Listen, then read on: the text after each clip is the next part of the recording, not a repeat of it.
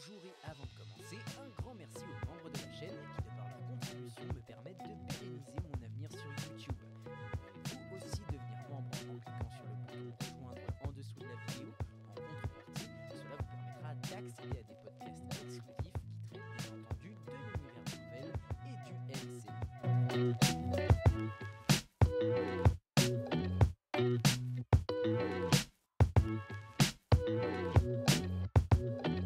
Hello tout le monde, ici le prof Marvel. Dans ma dernière vidéo, nous avons parlé de la chronologie du film Eternals et aujourd'hui, nous parlerons de qui est Iron Heart dans les comics. L'histoire d'Iron Heart dans les comics.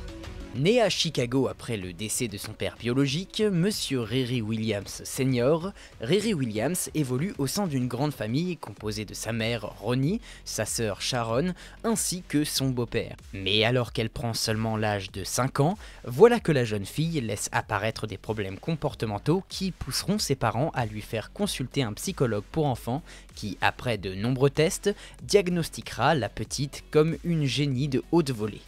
Pour l'aider à mieux développer ses capacités, et sur conseil du spécialiste, Riri démarrera un traitement et sera soutenue émotionnellement par ses proches. Néanmoins, ce sont ces mêmes capacités qui amèneront la jeune enfant à devenir introvertie, préférant se retirer dans son esprit et ses pensées, ce qui ne l'empêchera pas de se faire sa seule et unique amie 5 ans plus tard, une certaine Nathalie Washington. Un an plus tard à peine, Riri obtiendra une bourse de la part du MIT en raison de ses talents, mais à 13 ans, alors qu'elle profitait d'un pique-nique au parc Market avec Nathalie et son beau-père, voilà que ces derniers seront touchés par des coups de feu d'une fusillade, les tuant sur le coup. Cet événement sera le point clé des ambitions de Riri pour le futur, elle qui s'amusait dans son garage à mettre au point des créations dans l'espoir utopique de venir un jour en aide aux super-héros, voilà qu'elle se mettra en tête de créer sa propre armure. Et quoi de mieux pour créer une armure que s'inspirer des meilleurs en la matière, les armures Iron Man. Riri volera alors du matériel sur le campus du MIT et commencera à créer sa propre version du modèle obsolète du Iron Man 41. Évidemment, la sécurité du campus ne tardera pas à découvrir les vols de la jeune fille et tentera de lui tomber dessus, mais sans succès puisqu'elle parviendra à s'envoler avec sa nouvelle invention. Ce premier vol sera alors pour elle l'occasion d'apprendre à maîtriser les capacités de vol de son armure, elle réussira même à appréhender quelques détenus s'échappant d'un pénitencier au Nouveau-Mexique. Après avoir traversé tout le pays, Riri rentra chez elle et continua de travailler sur son armure malgré le dépit de sa mère envers une telle idée. La seule et unique personne qui aura un intérêt particulier pour elle, c'est bien celui qui a conçu, qui possède et utilise les armures Iron Man, Tony Stark lui-même. Ce dernier lui rendit alors visite et approuva son choix de devenir une héroïne, ce qui lui permit plus tard de participer à la seconde Civil War, opposant Iron Man à Captain Marvel. Dans cette guerre, Iron Man tomba dans le coma après avoir combattu Carol Danvers et Riri, qui avait été adoubée par le milliardaire, se mit en tête de poursuivre l'héritage du héros. Elle obtint alors une IA qui n'était autre que Tony Stark lui-même, ou plutôt une copie parfaite de la conscience de ce dernier. Avec Tony, elle mit au point une nouvelle armure et prit publiquement le pseudonyme d'Iron Heart, ce qui ne manqua évidemment pas d'attirer l'attention des ennemis et alliés de Stark. Iron Heart ne devint cependant vraiment populaire que lorsqu'elle vainquit à l'aide de Pepper Potts, alias Rescue, la super vilaine Techno-Golem et le groupe des ninjas Biohack. Cette popularité permit entre autres à Riri de travailler au sein de l'ancien laboratoire de Tony Stark grâce à la mère de ce dernier, Armanda Armstrong, et de bénéficier des ressources du MIT. Elle fut même invitée à rejoindre un groupe de héros adolescents nommé les Champions, composé de héros comme Miles Morales, Miss Marvel ou encore Nova. Fort de son succès, elle fut enfin approchée par le Shield qui la convainquirent d'envahir la Latverie et de renverser Lucia von Bardas, terroriste au pouvoir de la petite nation. Lorsque Bardas fut vaincu, Riri se déclara monarque de Latverie, négocia une paix entre les forces armées du pays et le Shield et organisa les premières élections libres après avoir abdiqué pour redonner un souffle nouveau à ce territoire longtemps considéré comme ennemi. Vint alors l'événement Secret Empire, dans lequel Hydra lança une attaque massive contre le gouvernement américain à l'aide d'un sosie fasciste de Captain America. Un groupuscule de héros et de civils nommé l'Underground fut alors créé pour lutter contre le régime d'Hydra et Riri le rejoignit. Elle quitta néanmoins l'Underground un peu plus tard pour intégrer les champions et soutenir Spider-Man, et tous ensemble, ils rejoignirent une nouvelle version de la Chambre Rouge dirigée par Black Widow. L'objectif était alors clair, éliminer Captain America. La mission tourna malheureusement au vinaigre et déboucha sur la mort de Black Widow, tandis que tous les jeunes héros ainsi que Captain America furent arrêtés. Ils ne furent libérés que lorsque l'Underground lança un assaut d'envergure sur Washington DC, ce qui permit de renverser Hydra et de faire revenir le véritable Captain America. Certains héros furent alors projetés à différentes périodes du temps par le cube cosmique Kobik, et Riri put alors rencontrer Tony Stark en tant que sorcier suprême, ce qui l'inspira à continuer de travailler sur son propre avenir. À la suite de cela, Ironheart intégra officiellement les champions après que Tony Stark ait été sorti de son coma et que Riri ait rejoint un groupe de réflexion fondé dans le but de retrouver un remplaçant au Shield. Un peu plus tard, un puissant Chitauri répondant au nom de Warbringer se mit en tête d'éradiquer sa propre race, ne pouvant supporter que celle-ci ainsi que sa planète natale soient sous le joug du tyran et titan fou Thanos. Les champions combattirent alors le Warbringer avant de confronter Thanos lui-même, et Ironheart affronta personnellement le titan fou. Celui-ci parvint cependant sans aucun mal à réduire en charpie l'armure de Riri, mais décida d'épargner la jeune femme, estimant que les champions avaient indirectement combattu en son nom en battant Warbringer. Après ce violent combat, Riri dut affronter le choc d'avoir perdu l'œuvre de sa vie, mais elle fut encouragée par l'une de ses coéquipières à reforger une nouvelle armure. Quelque temps plus tard, Riri fut projetée dans une réalité alternative nommée le Siège Parallèle, une réalité proche d'un RPG fantastique dans laquelle tous les personnages ont été transformés en archétypes de personnages de donjons et dragons. Riri prit donc le nom de Lady Ironheart, mais fut la seule capable de se rappeler de la réalité de laquelle ils venaient tous. S'alliant avec Miles Morales, qui avait pris le nom de Rogue Shadow Spider, elle se mit en quête de sauver leurs coéquipiers maintenant dispersés et retrouva alors Miss Marvel, Vive Vision, Snowguard et Nadia Van Dyne, puis elle combina ses pouvoirs à ceux de Vive pour leur permettre de retourner tous dans leur réalité d'origine. C'est au cours de cette aventure que Vive développa envers Riri des sentiments amoureux et qu'elle le lui fit savoir en l'embrassant un soir dans sa chambre. Malheureusement, Riri Williams, bien que devenue populaire en étant Ironheart, était toujours assez introvertie quand il s'agissait de parler de ses sentiments et ne sut donner sa réponse à Vive. Cette situation devint évidemment délicate et ne manqua pas de mettre à rude épreuve la présence de Riri au sein des champions. Cela ne l'empêcha toutefois pas de progresser avec eux, l'équipe parvint même à s'agrandir et à mener différentes missions de sauvetage à travers le monde. Mais tout cela ne durera pas, puisque Vive revint vers elle afin de trouver une solution quant à leur relation. Riri restait troublée et ne parvenait pas à trouver une réponse définitive, et ce faisant, elle préféra rester à l'écart des affaires de l'équipe pendant une longue période. La conclusion de cela émergea lorsque Ironheart tomba sous l'influence du pseudo-fils de Mephisto, un démon des enfers répondant au nom de Blackheart. Sous le contrôle de ce dernier, Ironheart combattit les champions dans un violent combat, au cours duquel ses anciens alliés parvinrent à la faire revenir à elle.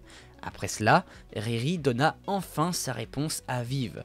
Elle ne pouvait pas rendre à cette dernière les mêmes sentiments qu'elle éprouvait à son égard, mais se sentait néanmoins heureuse de la voir comme amie. Quittant définitivement l'équipe des champions, Riri usa des ressources du MIT pour reconstruire une nouvelle armure et une nouvelle IA et mettre en place son propre laboratoire. Une fois obtenue, elle enquêta sur des activités policières suspectes qui la conduisirent à se confronter au super vilain Clash qui, au terme de leur combat, donna à Riri un jeton frappé d'un des symboles des 10 anneaux, tout en reconnaissant en elle son potentiel en tant que super vilaine. Cette déclaration ne manqua pas de troubler Riri, un trouble qui s'approfondit encore plus quand elle se rendit compte que l'IA qu'elle avait développée avait scanné ses ondes cérébrales et ses souvenirs pour devenir une copie conforme de Natalie Washington, sa meilleure amie maintenant décédée depuis plusieurs années. Cela poussa Riri à retourner à Chicago pour enquêter sur la disparition de son ami d'enfance Daija Hamilton à l'aide de sa mère et d'un autre ami nommé Xavier King. Cela la mena tout droit dans une embuscade tendue par l'organisation des 10 Anneaux où elle y retrouva Daija, retenu en otage par un agent de l'organisation répondant au nom de Midnight's Fire. Ce dernier tenta de la convaincre de le rejoindre pour retrouver les 10 Anneaux maintenant perdus, mais Riri refusa et vainquit Midnight's Fire au terme d'un court affrontement. Elle parvint à retrouver Daija ainsi que d'autres enfants retenus captifs dans un entrepôt par un politicien corrompu répondant au nom de Thomas Birch, manipulé par Midnight's Fire, les sauva, puis quitta le MIT pour établir un nouveau labo dans un studio à Chicago. Une enquête sur Miles Morales plus tard, Chicago fut envahie par des zombies, dont Riri identifia le responsable, la super-vilaine répondant au nom d'Eclipse. Celle-ci avait, à l'aide de ses pouvoirs magiques, transformé la population de Chicago en zombies, mais fut battue par Ironheart après que cette dernière ait repéré sur son front un autre symbole des 10 Anneaux. Sans attendre, elle s'envola alors vers New York pour y trouver une aide d'ordre magique, elle aussi, et rencontra donc le Docteur Strange, qui identifia la source du pouvoir comme étant issue du Wakanda. Elle s'y rendit à l'aide de Stark, puis y rencontra Shuri, à laquelle elle vint en aide en empêchant l'invasion de créatures de l'ombre qui s'échappaient d'un lieu nommé la Source. Elles rencontrèrent ensuite la sœur de Midnight's Fire qui se joignit à leur quête et arrivèrent jusqu'à la Source où elles vainquirent de nouvelles créatures de l'ombre à l'aide d'Okoye. Elles accédèrent alors enfin à la Source, où elles tombèrent directement sur le groupe des 10 Anneaux, où se trouvaient Midnight's Fire, Eclipse, ainsi que Technogolem, et enfin leur chef, un certain Dune.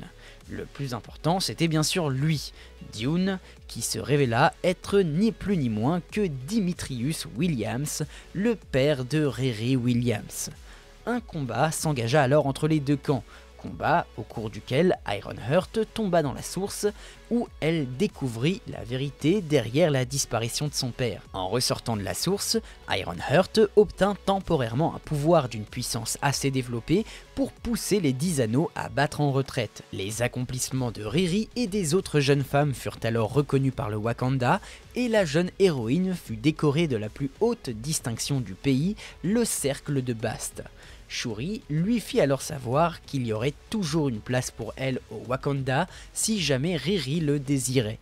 Ce fut le début d'une belle alliance entre Ironheart et les Wakandais qui se regroupèrent à plusieurs reprises, une première fois pour mettre en place un programme spatial et une seconde pour combattre les forces ennemies menées par Eric Killmonger aux côtés d'autres héros.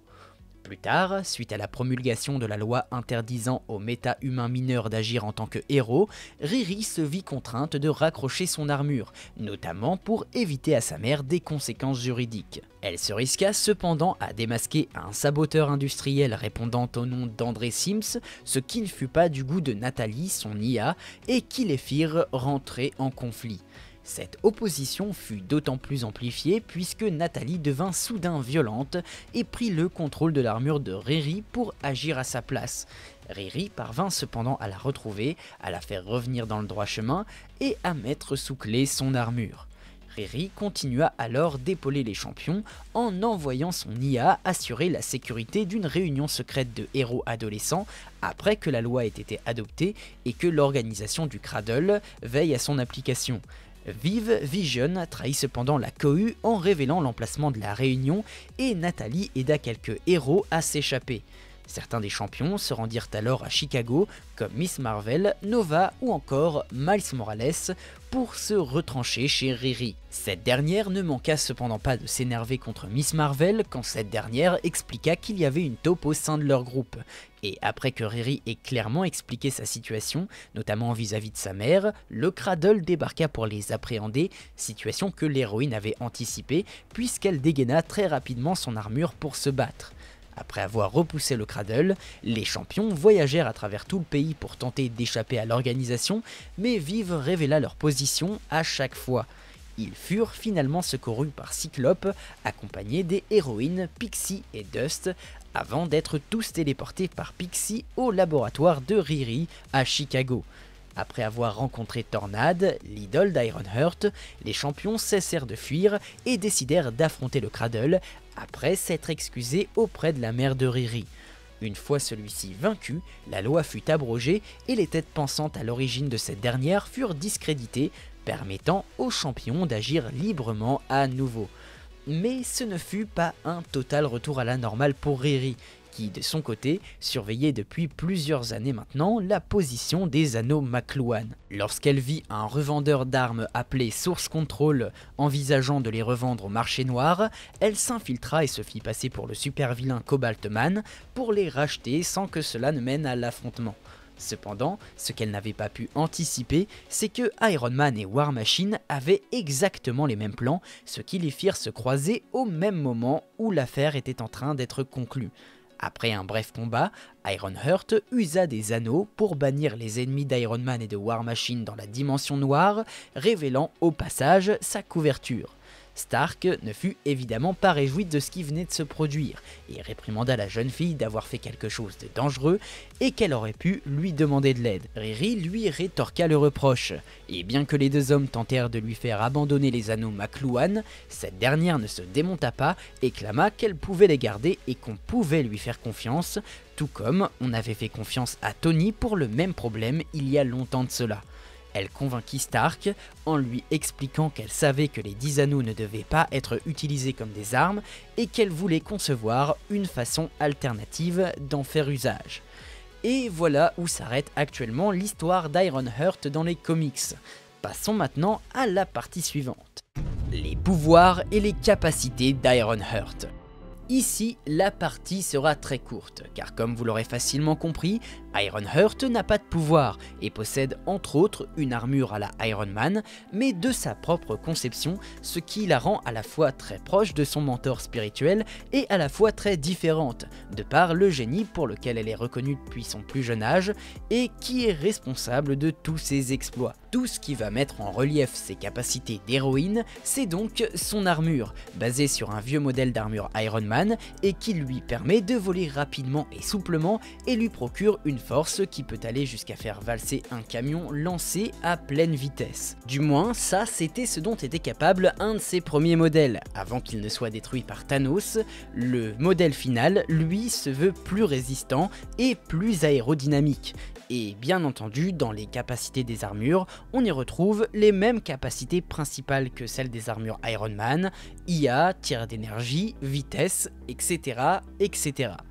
Maintenant, ce qui donne vraiment du cachet au personnage ces derniers temps, il s'agit des anneaux McLuhan, les fameux 10 anneaux contenant chacun un pouvoir. Si on les liste exhaustivement, on obtient manipulation des structures atomiques et moléculaires de la matière, transformation de l'air ambiant en gaz toxique, solidification de l'air en un matériau semblable à du ciment, modification de l'apparence du porteur, tir et explosion d'énergie, projection sonore à hautes intensités et génération de vortex, invisibilité, désintégration, création d'une zone d'obscurité tirée de la Dark Force, manipulation de champs électromagnétiques et gravitationnels, rafales et explosions de lumière, projection d'illusions, de flammes, de glace et de foudre, manipulation mentale et spirituelle, et oui, c'est hyper cheat sur le papier, mais dans la pratique, c'est autre chose, et je vous laisse lire les comics liés à ces artefacts pour comprendre plus en finesse tout cela, sans compter que Riri ne compte pas vraiment s'en servir comme des armes, et de ce fait, il est difficile de lui attribuer ses capacités, sachant qu'elle finira par les perdre tôt ou tard. Rien n'est éternel dans les comics Marvel. Et la vidéo est à présent terminée, je vous remercie de l'avoir suivi jusqu'au bout. Si ça vous a plu, alors abonnez-vous, activez la cloche et lâchez le petit pouce bleu des familles qui fait plaisir. Je vous rappelle que vous pouvez soutenir mon travail en devenant membre de la chaîne en cliquant sur le bouton rejoindre en dessous de la vidéo, et vous pouvez également me suivre sur Instagram ou Threads sur lesquels je poste plein de contenu. Tous les liens sont à l'écran et en description. Et quant à moi, je vous dis à la prochaine pour une nouvelle vidéo. Ciao!